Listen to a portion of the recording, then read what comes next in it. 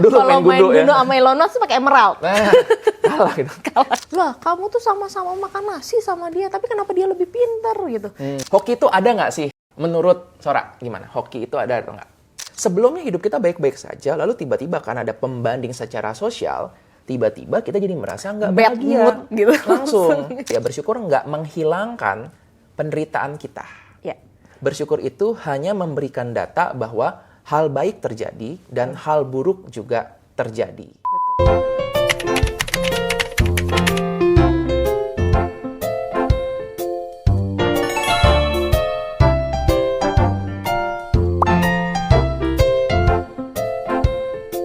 Seger amat nih gue liat-liat nih. Nah, Iya. semangka. Semangka merah, hijau. Boleh liat nih, ini apa sih tulisannya? Apaan? Ini. Oh ini. Slytherin. Slytherin. Manusia-manusia iri guys ya. Slytherin itu. Enggak ya. Iri. Slytherin itu tidak iri. Slytherin itu ambition, pride, and cunning. Itu yang dikatakan oleh orang-orang yang iri gitu kan.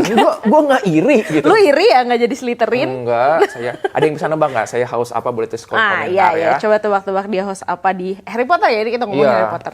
Apa aku irian ya? Coba cek deh buat teman-teman ya.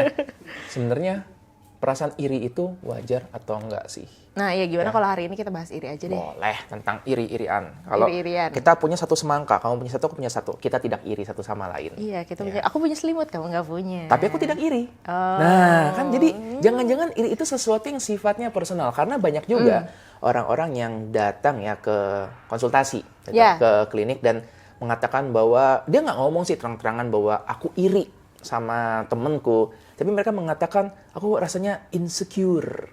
Oh iya ya, kalau Ya. misalnya ngomongin iri itu nggak bisa lepas dari yang kata insecure Betul. itu ya. Iya. Ya, dan kalau kita ngomong aku iri kan kesan lebih negatif ya. Sedangkan kalau ngomong aku insecure nih sama temen-temenku, mereka lebih kayaknya pendapatannya lebih bagus, terus mungkin rumahnya lebih besar, Ya, liburannya lebih jauh gitu. Itu kan perasaan insecure. Iya. Dan kayaknya kita lebih bisa memaklumi kalau orang ngomong insecure dibandingkan ngomong iri, gitu kan?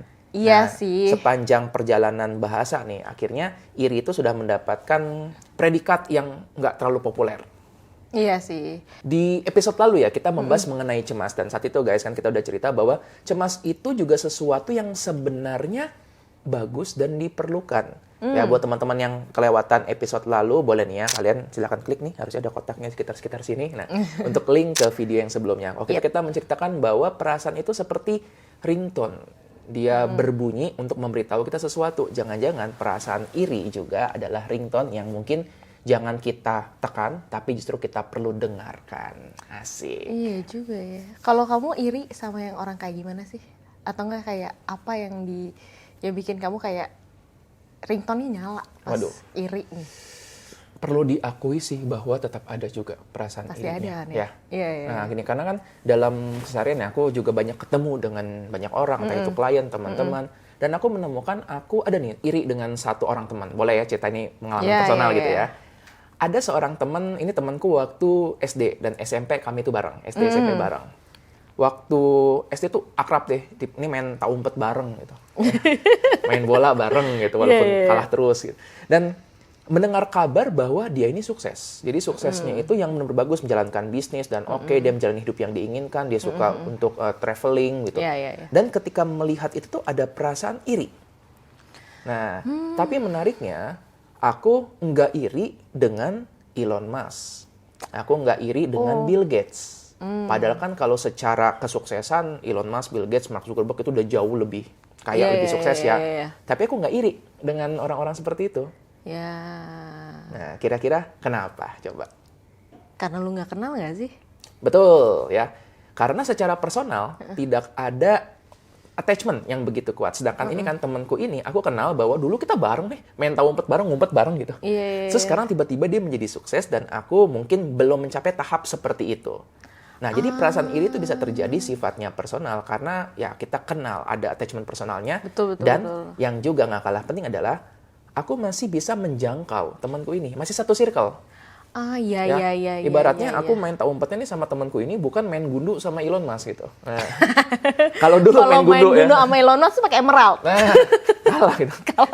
Kalau misalnya dulu main tak umpet, main gundunya sama Elon Musk, sama Mark Zuckerberg, sama Steve Jobs, sama Bill Gates, mungkin aku pun bisa iri dengan pencapaian mereka karena Iya merasa sih. pernah bersentuhan nih sama mereka. Kebayang nggak sih ini yang jadi sepupunya Mark Zuckerberg gitu? Oh, iya. Seiri apa cuy? Dibanding-bandingin ya. Dibanding-bandingin gitu.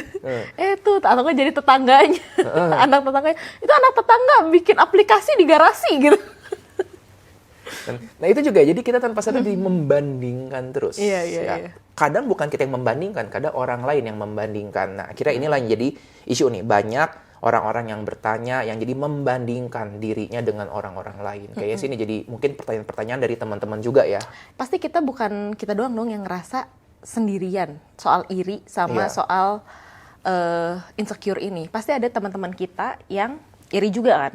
Kayak ngerasa iri, ngerasa insecure, terus kita nggak tahu nih cara untuk menanggulangi rasa iri sama insecure itu. Kita sekarang mungkin bisa masuk ke section semangka.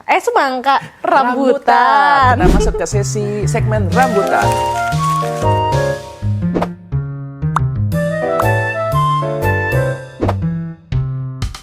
Ruang ini dia, diskusi jeng, dan jeng, bertukar jeng, tanya. jeng, jeng. Di mana sesi ini kita bertukar tanya, kamu yang nanya, kita yang jawab, gitu kan, dan Betul. kita berdiskusi, ya. Nah, di sesi ini itu bakal ada yang namanya bowl of rambutan. Ini isinya bukan rambutan, bukan sembarang rambutan.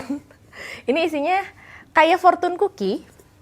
Jadi kalau kita pecahin itu akan ada kertas di dalamnya. Tadam, ada kertas di dalamnya. Sekarang kita bentar, aku dulu iri, ya. aku iri karena dia punya bowl of rambutan, aku tidak. Bentar. Ya udah. Ya udah nih. Oke, kamu deh yang pilih nih. Sekarang aja baru. Yang mana nih? Ini? Bentar, iya, boleh gitu deh. Bowl of rambutan. Kita berbagi tugas ya, jadi aku yang mengambil, Sora yang membaca. Wah, Lah, iri nih. waduh. Ya udah baca dah. Seru nih. Ini pertanyaan dari salah satu teman kita. Udah baca. tahu nggak? Kelamaan. Oke. Dok, saya tidak mau bertanya. Ya udah, tutup. Oke, pertanyaan berikutnya.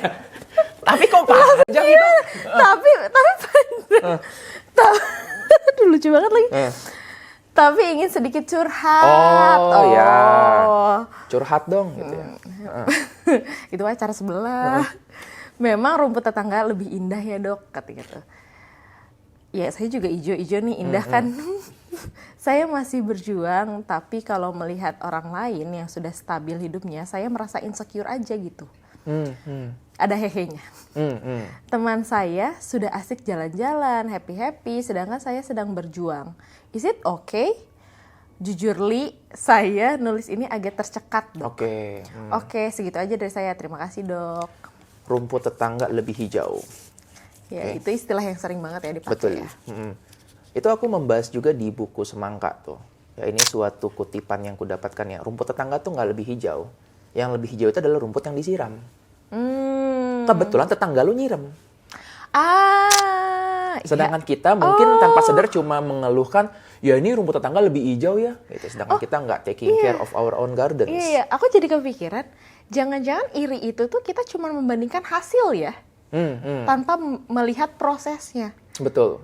Gitu, jadi kayak rasa iri itu muncul karena kita membandingkan hasil aku dan hasil dia tuh berbeda.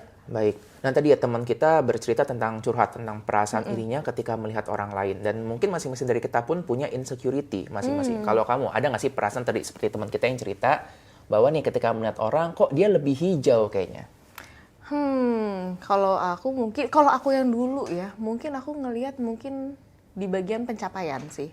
Kayak, wah kok dia bisa ya di usia segini udah lulus S2, S3 gitu. Ini berbicara aku 5 tahun lalu gitu ya. Kok bisa sih dia udah jadi CEO gitu. Udah jadi ya orang yang terkenal dan lain-lain gitu. Usahanya lancar, punya income yang sangat besar gitu. Ya tanpa aku melihat itu tuh di belakang-belakangnya itu ada proses gitu. Tapi sekarang tuh aku lebih fokus kayak, orang ini bisa kayak gini. Gimana ya caranya gitu. Lebih kayak ke prosesnya, siapa tahu nih rumput tetangga lebih hijau, siapa tahu dia cat cuy. Tahu nggak spray cat yang untuk ngehijauin rumput? Bisnis yang terlihat bagus itu jangan-jangan cat ya? Jangan-jangan cat. Jangan-jangan di cat. Bisnis cat maksudnya ya, bisnis cat kan itu Biasanya kan kalau berhubungan dengan properti itu kan besar gitu ya. Siapa tahu. Siapa tahu rumputnya sintetik. Cuy. Siapa tahu. Ya. Iya, jadi sekarang tuh aku lebih kayak kalau misalnya ngelihat ada hasil A, gimana ya proses dia mencapai ke hasil A ini? Oke. Ya. Dan aku setuju bahwa membandingkan itu sebenarnya sesuatu yang wajar, justru itu harus kita lakukan di beberapa situasi. Contoh ya, tadi waktu kami kemarin kan perjalanannya, kita menggunakan kendaraan, menggunakan mobil, dan tadi kita lewat jalan tol. Betul. Ya, agak macet tadi di jalan. Bayangkan kalau kita di jalan tol yang macet, kita tetap ngebut dengan alasan, ya ini kan kecepatanku. Atau sebaliknya, di jalan tol yang sebenarnya harusnya kosong, bisa lancar, terus kita karena memegang prinsip slow living, menyetir 30 km per jam. Gitu, slow banget. Saking slownya gitu tuh, jadi menyusahkan orang lain. Dalam situasi seperti itu, kita nggak boleh loh untuk mengatakan, ya ini kan kecepatanku. Aku nggak boleh membandingkan diri sama orang lain. Justru pada saat seperti itu, kita harus membandingkan dengan lingkungan. Jadi membandingkan yang boleh adalah ketika kita membandingkan kecepatan, membandingkan pace kita. Ya, karena tadi kalau misalnya yang lain kecepatan 60, ya kita 60. Kalau yang lain padat merayap cuma 10-20 km per jam, kita samakan juga. Itu membandingkan yang boleh. Membandingkan yang tidak boleh adalah membandingkan mobil yang kita kendarai dengan mobil sebelah kita. Mobilku sebenarnya mungkin nggak yang jelek-jelek amat ya, agak penyok dikit sana sini, tapi ketika melihat mobil sebelah nih, mobil sports, menyala kan, dan jadi iri, itu yang nggak boleh. Terus digerung-gerung kayak. Gitu. Jadi itulah yang membuat perasaan iri itu menjadi ya mungkin kita nggak nyaman gitu. Tapi kalau tujuan untuk membandingkan sih boleh-boleh aja sebenarnya. Justru itu harus dilakukan. Ini juga kenapa? Oke, ingat nggak waktu itu pernah tuh ada konten yang anak-anak SMA tidak bisa melakukan kalkulasi sederhana. Oh, iya. Itu cukup banyak ya sekarang konten-konten kayak gitu untuk kayak trivia konten yang isinya anak-anak SMA yang nggak bisa jawab pertanyaan. Oke. Kenapa itu membuat kita kesal? Coba. Karena kita membandingkan sama diri kita yang dulu nggak sih? Yep. Seandainya yang ditanya adalah anak TK ya, berapa 17 kali 3? Anak TK gitu ya. Kita nggak akan kayak kucing bengong gitu. Kita nggak bakal marah anak TK nih gimana sih nggak belajar. Orang anak TK kerjanya cuma menyanyi balonku gitu kan. Nah, sedangkan bagi anak SD udah masuk penjumlahan dan perkalian. Betul. Ketika ini anak SMP atau SMA diharapkan sudah bisa ada pace atau kecepatan tertentu yang dia harus bisa lakukan. Itulah kenapa ketika melihat konten tersebut kita mungkin merasa marah gitu, merasa gimana sih gitu aja nggak tahu. Bukan karena kita sombong. Tapi karena memang ada kecepatan nih seolah-olah nih jalannya jalan tol yang harusnya lancar, dia masih tadi slow living. Itu yang membuat kita jadi nggak nyaman. Mungkin karena ada istilah yang you have your own pace gitu. Tapi lihat juga dong sama pace orang lain karena your own pace sendiri itu kan kita hidupnya sosial kali ya. Jadi nggak bisa lu lihat you create your own pace tapi terlalu jauh sama orang lain. Itu nggak sih? Jadi jangan dijadikan suatu egoisme bahwa ini adalah pace saya sehingga yang lain harus mengikuti itu. Kita lihat kan sosialnya bagaimana. Betul. Gitu. Oke, wah seru juga nih ya. Iya.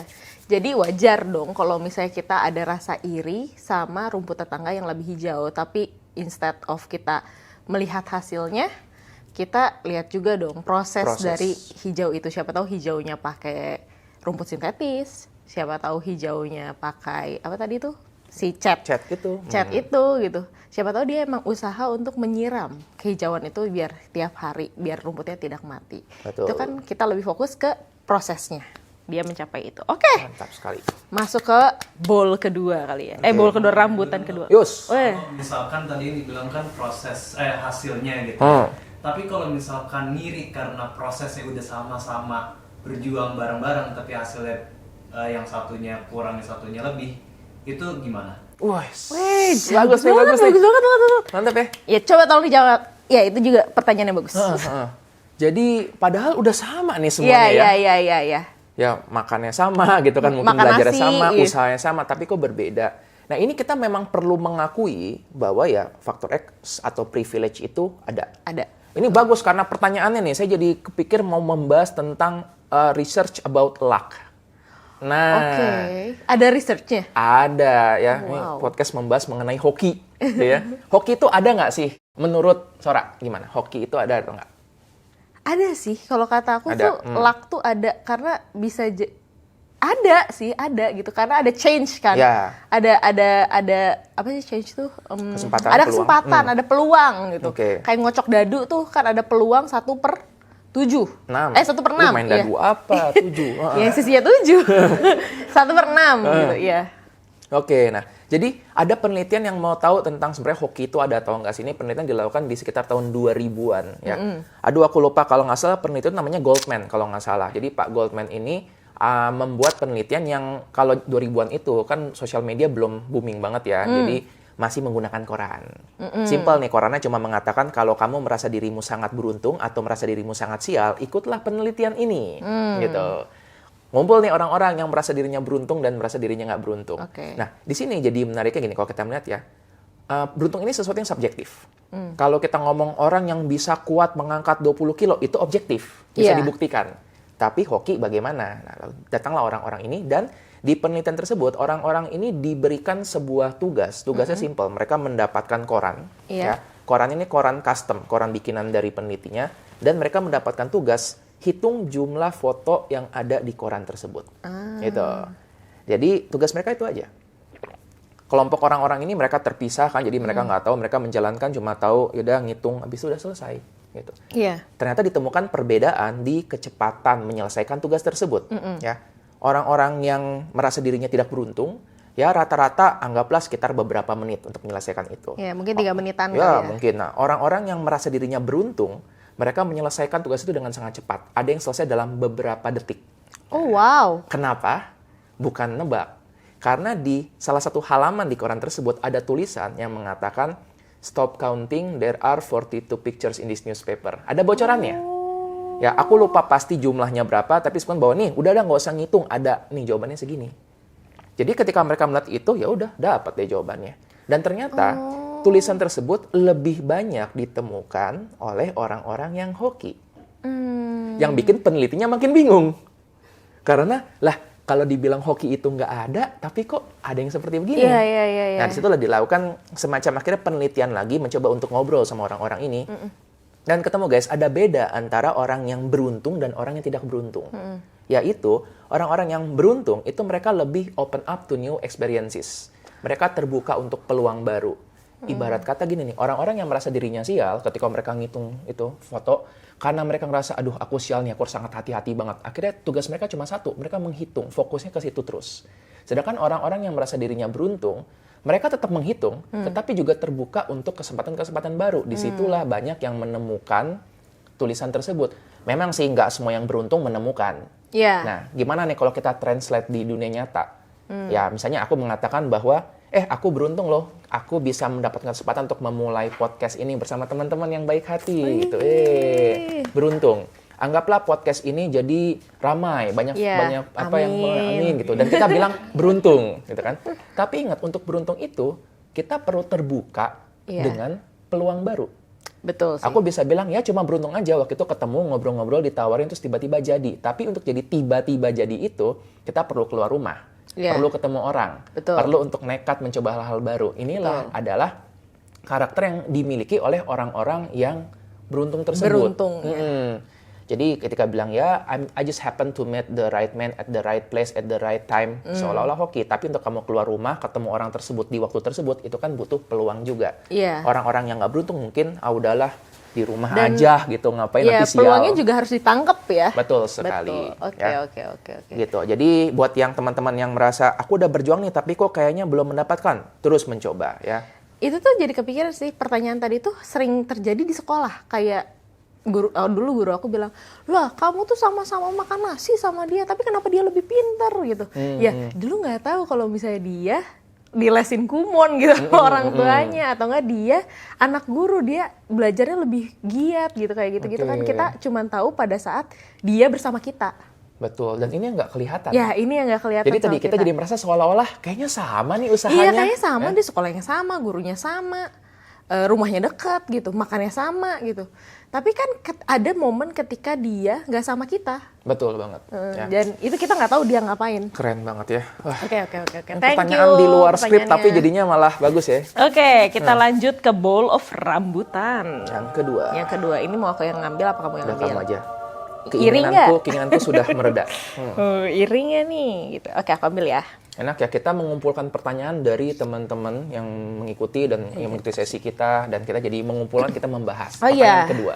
Kalian juga kalau mau nanya boleh lewat kolom komentar atau di description box di bawah ya. Jadi boleh lanjutkan pertanyaan kalian, atau kalian mau kita bahas sesuatu, komen juga ya. Baiklah, pertanyaan kedua. Halo, mau bertanya. Yang tadi nggak mau bertanya, mau bertanya.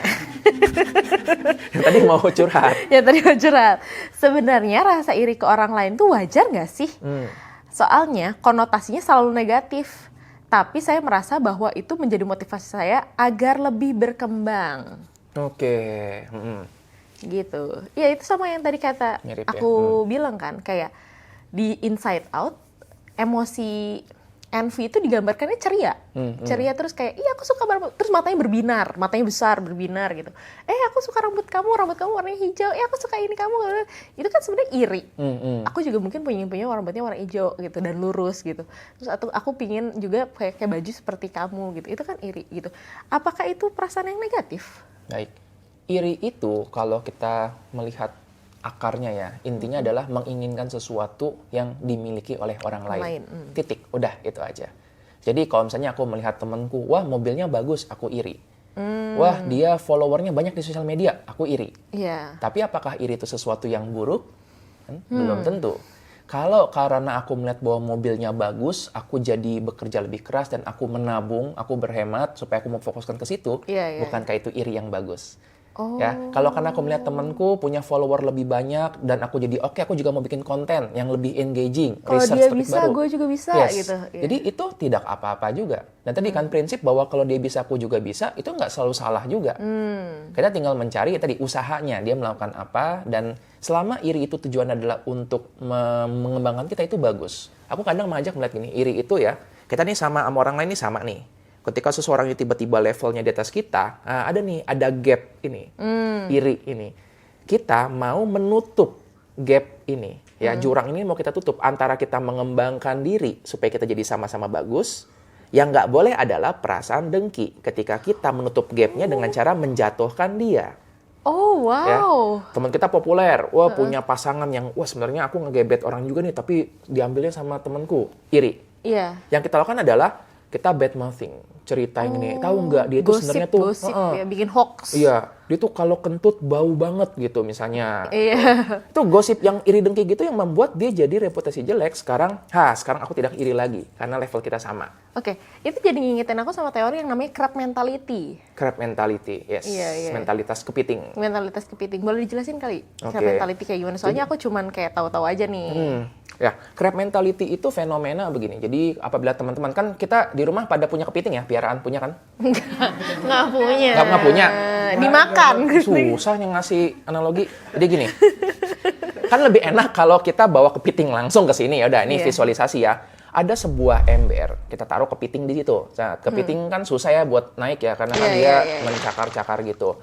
Apabila kita menaruh kepiting dalam jumlah yang banyak, secara teori mereka tuh bisa tumpuk-tumpukan, lalu akan ada minimal satu lah yang keluar dari situ. Betul. Tapi pada kepiting itu ada fenomena yang mereka itu karena bentuk tangannya mencapit dan kakinya itu mencakar ya, maka ketika dia berusaha untuk naik, seringkali tangannya capitnya ini mencapit ekstremitas dari kepiting yang di atasnya, kaki yang di atasnya. Jadi dia mencoba narik. Akhirnya apa? Kalau kamu punya satu ember berisi banyak kepiting, tinggalin aja, mereka nggak bakal keluar. Ya, kamu nggak perlu menjaga karena orang-orang yang di bawah akan menarik itu. Karena kepiting yang di bawah akan narik kepiting yang di atasnya. Nah, artinya apa? Kalau dalam fenomena sehari-hari di pekerjaan misalnya atau di organisasi, sering tuh ada melihat orang-orang yang dia nggak senang ketika melihat orang lain tuh sukses. Instead of bisa nih mikir bahwa kalau udah di atas bantu aku naik ya, enggak, wah enak aja di atas, tarik ke bawah. Gitu, dan kita nggak suka dengan orang-orang seperti itu, kita menyebutnya crab mentality. Crab mentality. Gitu. Oke, jadi tadi aku simpulin ya, iri itu nggak apa-apa. Dengki yang masalah. Betul sekali. Oke, belajar bahasa baru aku. Aku pikir iri dan dengki itu sama. Biasa digabung, iri dengki. Iri dengki, gitu, iya. Nah, dan tadi kalau kita ngomong tentang iri ya, biasanya pasti akarnya dari membandingkan. Tadi kan kita jadi punya pembanding bahwa ada gapnya nih, dia bagus, aku enggak. Itu kan karena ada pembandingnya. Nah, biasanya melalui apa sih kita membandingkan dengan orang-orang sekeliling kita? Iya, lewat sosial media biasanya. Yang paling seringnya, pernah nggak Paling kamu sering. menderita gara-gara membandingkan di sosial media? Dulu aku pingin cerita ya. Dulu waktu SMP atau SD gitu ya, aku tuh irinya cuma sama teman sekelas. Kayak aku nggak teman sesekolah deh gitu, kakak kelas, adik kelas gitu ya, kayak dia tasnya bagus ya, ini dia punya boneka lucu Masih ya. SD Gitu. tasnya Fendi gitu ya? Enggak dong. Gue Gini. sekolah di mana? Takut banget. Terus udah gitu tuh paling kayak gitu, kayak tasnya yang itu ada gambar bonekanya, yang itu dia pakai sepatu warna coklat gitu, lucu banget ya gitu. Nah, tapi seiring aku dewasa dan seiringnya ada sosial media, bahkan aku bisa iri sama orang yang aku nggak pernah ketemuin.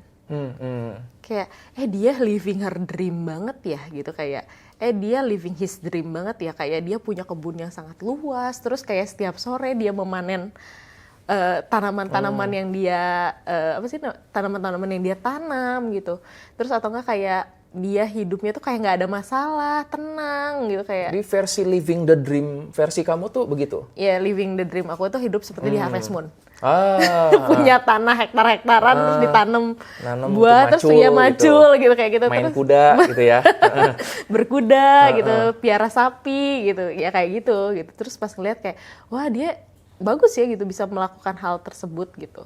Jadi kayak gue bahkan nggak kenal orang ini siapa gitu, dan tapi konten-kontennya dia itu kayak, ini loh aku hari ini manen tomat, manen labu, manen ini gitu, kayak wah kok tanah lu subur banget sih, gebut banget, dan kamu kok green thumb banget gitu untuk kayak itu. Karena jujur aja aku tuh suka berkebun tapi aku nggak green thumb. Jadi kayak beberapa, mungkin dari 100 tanaman yang aku tanam mungkin cuman sekitar 20 yang hidup. Kayak gitu. Jadi kayak berkebun tuh susah, tapi aku suka pingin berkebun gitu. Jadi tapi ngelihat orang-orang berkebun kok kayaknya gampang banget sih gitu. Padahal orang-orang yang tadi dia ngeposting hidup dia, wah aku memanen ini gitu. Enggak pamer juga, enggak yang haha kamu nggak bisa kan, nggak kayak gitu ya. Dia cuma bilang aku melakukan ini. Iya. Dan banyak loh di sosial media ya, teman-teman yang kita kenal atau ya mungkin akun-akun yang kita lihat itu, mereka pun ngeposting ketika makan, ketika jalan-jalan, mereka nggak meledek. Ada sih yang ngeledek kan gitu, cuma sebagian besar kan mereka cuma memberitahu aku lagi liburan. Iya, aku lagi di Jepang. Nah, itu pun bisa membuat perasaan iri juga. Dan ini ada konsepnya, kita menyebut tuh social unhappiness. Ya, social unhappiness tuh gini, sebelumnya hidup kita tuh baik-baik aja.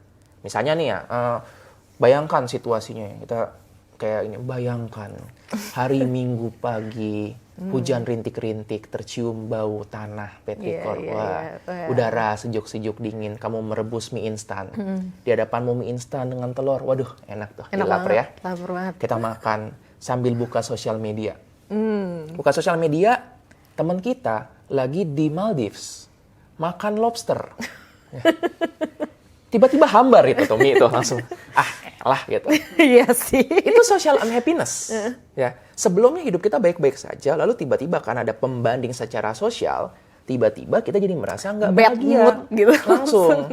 Makanya kan dibilang hati-hati sosial media itu kalau melihat sesuatu bisa jadi kita jadi tadinya nggak ada alasan buat bete, bisa jadi alasan buat bete juga, gitu ya. Nah, disinilah yang kita perlu untuk menyadari, sadar ketika kita bersosial media. Konten bagus yang kita lihat itu, yang kita lihat tuh cuma bagus-bagusnya doang. Kalau aku biasa bilang ya, ini banyak nih pasien atau klien yang cerita, aku iri deh lihat temen-temenku ngeposting anaknya gitu, ngurusin anak, sedangkan aku lagi berjuang untuk punya anak.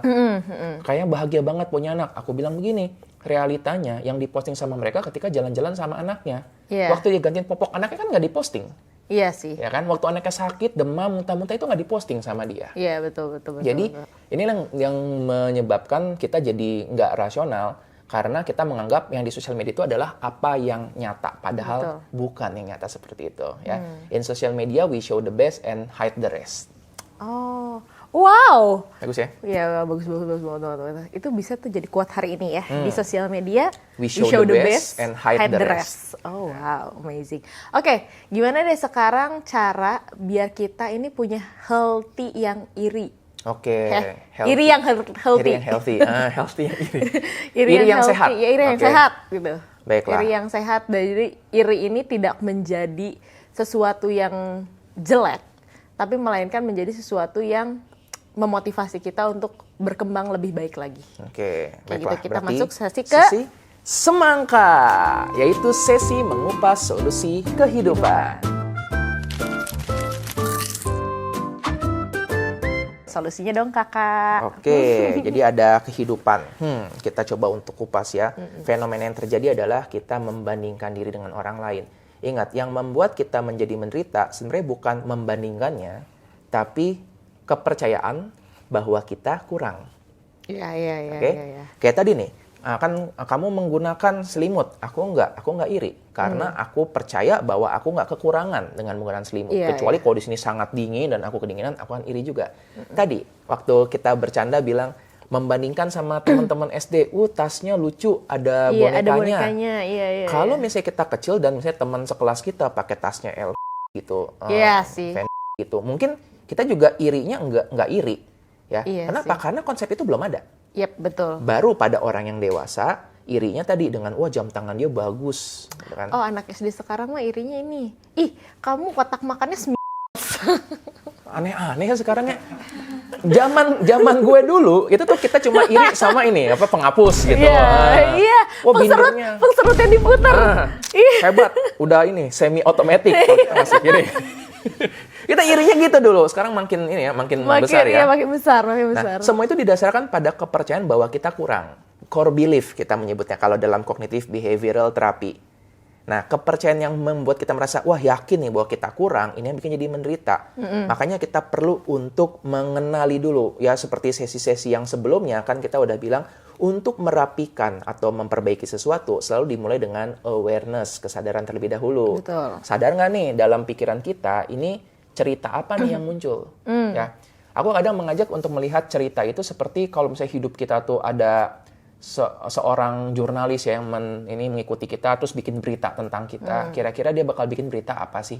Misalnya nih, merasa semua orang membenci aku, gitu. Semua orang membenci wanita ini, gitu kan? Pria ini ketinggalan dibandingkan teman-teman lainnya. Itu kan berita-berita seperti itu. Itu adalah headline. Semakin sering headline itu muncul, semakin kita percaya. Di sosial media juga kan, kalau misalnya ada berita nih, kayaknya belum tentu benar, hoax nih.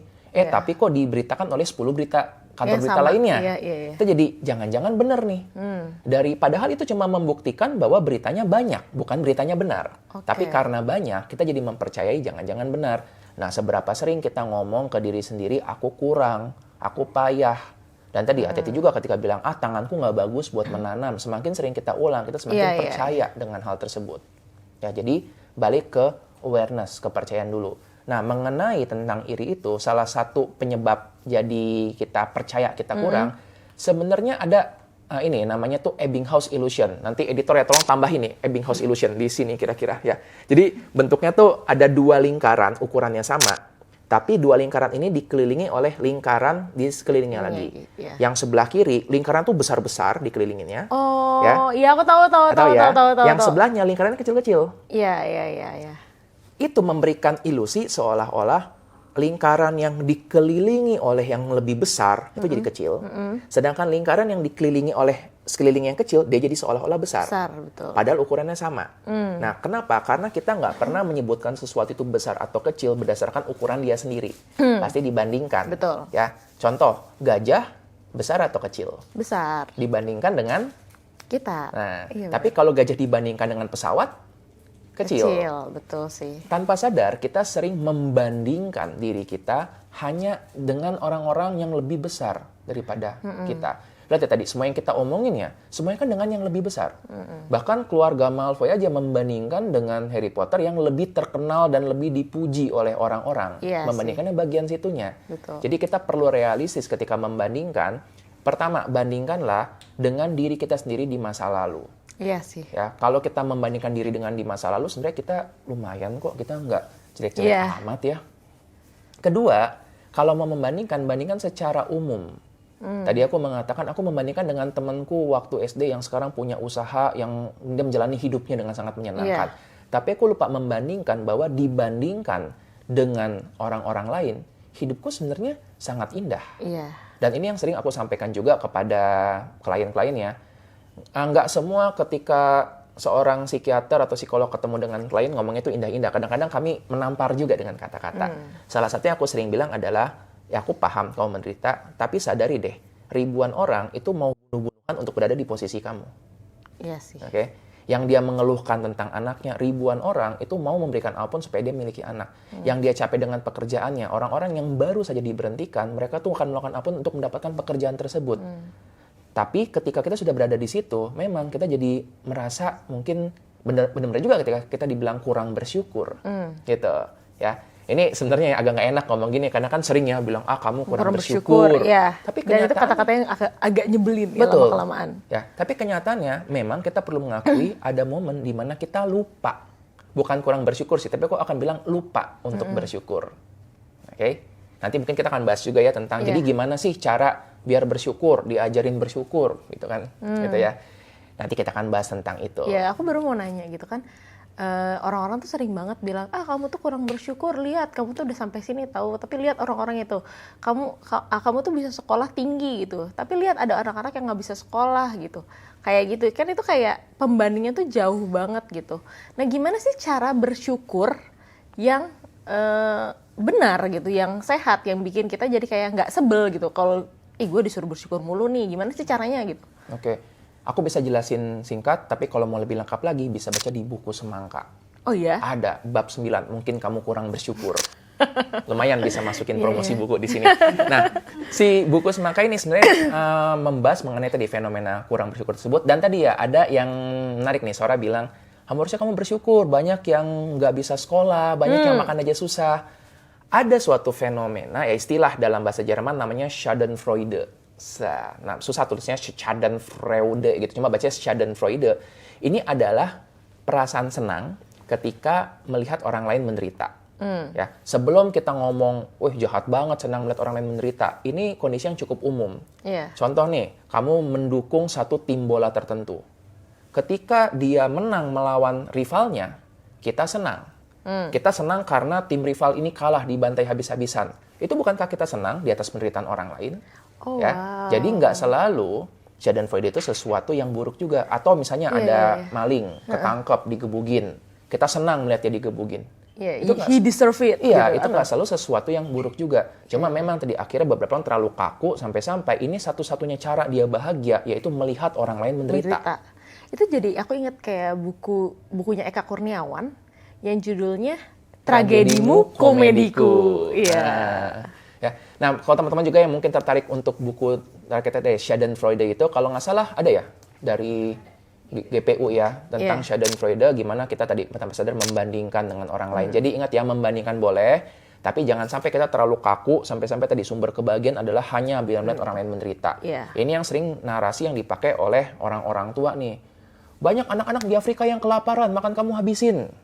Iya, Afrika bagian mana dulu? Iya, benar juga. Iya, Afrika bagian mana dulu? Ada Afrika yang bagus-bagus aja gitu. Itu. Nah, itu ya. Jadi itu jadi awal kenapa kita jadi bisa membandingkan diri dengan orang lain. Dan tadi kita bisa membandingkan dengan yang terlalu besar, yang bagus-bagus. Tapi jangan juga membandingkan hanya dengan yang jelek-jelek juga. Kita perlu fair. Oke. Aku jadi ada kepikiran juga nih. Dulu tuh aku sering banget denger kayak, karena aku suka journaling kan, terus kayak sering banget cari-cari inspo journaling. Terus aku nemuin satu jurnal yang namanya kayak gratitude journal. Itu bisa juga nggak sih dipakai? Bisa banget.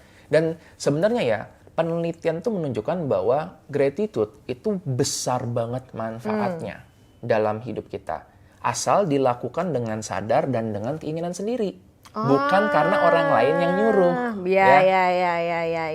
Jadi misalnya anggaplah nih ada orang yang sepatunya misalnya dicopet, dicuri. Iya. Kalau orang lain bilang ke masjid terus dicopet gitu, atau misalnya naruh barang itu diambil. Iya. Ya bersyukur kamu bukan dompet kamu yang diambil. Itu nggak kena. Kita akan merasa dikecilkan. Tetapi apabila itu muncul dari diri sendiri, syukur ya pas tadi diambil gini, akunya nggak ada. Kalau tadi aku ada, mungkin aku bakal bisa mengalami physical harm gitu. Itu baru efektif. Makanya gratitude journal itu jadi bagus karena bukan orang lain yang memaksakan, tetapi kita yang diajak untuk memanggil sendiri. Apa saja pengalaman-pengalaman kebaikan yang terjadi di hari itu. Oke, gimana sih caranya ngisi gratitude journal? Oke. Yang sederhana aja deh. Yang simple ya. Jadi banyak banget kan cara untuk journaling. Kalau guided journal itu, yang aku biasa lakukan untuk gratitude journal tuh cuma 3 pertanyaan aja. Sangat-sangat simple ya. Ini teman-teman bisa nih sekarang keluarkan kertas kalian dan kita akan tuliskan. Ya. Oke. Gratitude journal nomor 1. Kalian bisa lakukan ini di akhir hari. Yaitu coba untuk tuliskan apa hal baik yang terjadi hari itu yang paling kecil. Harus yang paling kecil. Oh, yang terbaik hari ini buat aku ketika aku nyari taksi, taksinya nggak sampai 5 menit datang. Oke, good. Good Ya. job. Jadi lihat ya, kita terbiasa untuk mencari kebaikan atau hal baik itu yang besar-besar. Wah, dapat gaji, dapat bonus, aku menang giveaway. Kalau yang seperti itu, nggak mungkin kita nggak bersyukur. Tetapi kita kadang-kadang lupa dengan hal seperti ini. Atau tadi, kita mencet lift, begitu pencet, langsung kebuka liftnya, gitu kan? Itu hal sederhana. Bahkan, minum pun bisa menjadi hal yang kita syukuri, hal yang kecil. Ya. Ingat nggak waktu itu, kita waktu mengalami masa COVID itu pernah ya kita kena COVID, aku ingat banget sakit tenggorokan, sampai titik yang minum air aja rasanya kayak sakit banget kayak nelen jarum. Pada saat lagi mengalami itu, keinginanku cuma satu. Aku pengen minum tanpa sakit. Itu doang keinginannya. Tapi ketika beberapa hari kemudian sembuh, lupa tuh dengan itu. Ketika minum, kurang dingin nih airnya. Padahal sebelum ekspektasinya cuma aku mau minum tanpa rasa sakit. Nah, jadi gratitude journal yang pertama ini, poin menanyakan apa hal baik yang terjadi yang paling kecil itu mengajak kita supaya sadar ada kok hal-hal baik yang terjadi juga. Nah, ini nyambungnya di pertemuan lalu tuh waktu kita ngomong tentang cemas dan takut, kita cenderung untuk ingatnya hanya yang negatif-negatif saja. Hal yang baik, yang positif tuh cenderung kelewat. Jadi tujuannya adalah kita menghitung kembali, ada kok hal-hal baik yang terjadi. Ya. Yang kedua adalah siapa orang baik yang kita temui hari ini yang paling kecil. Ya. Hal yang paling kecil lagi-lagi. Karena kembali kalau orang ini ngasih saya duit, beliin saya makanan, itu besar. Tapi gimana dengan orang yang hari ini senyum sama kita? Ya, orang yang tadi menyapa kita yang senyum. Hal-hal kecil kayak gitu membuat kita menjadi sadar juga bahwa ada nih orang-orang baik. Karena kalau enggak, kita akan melihatnya, semua orang nyebelin nih. Iya, betul. Gitu kan? Nah, ketiga adalah apa hal baru yang kita pelajari hari itu yang paling kecil. Nah, kalau hal baru ini nggak selalu hal yang bagus ya.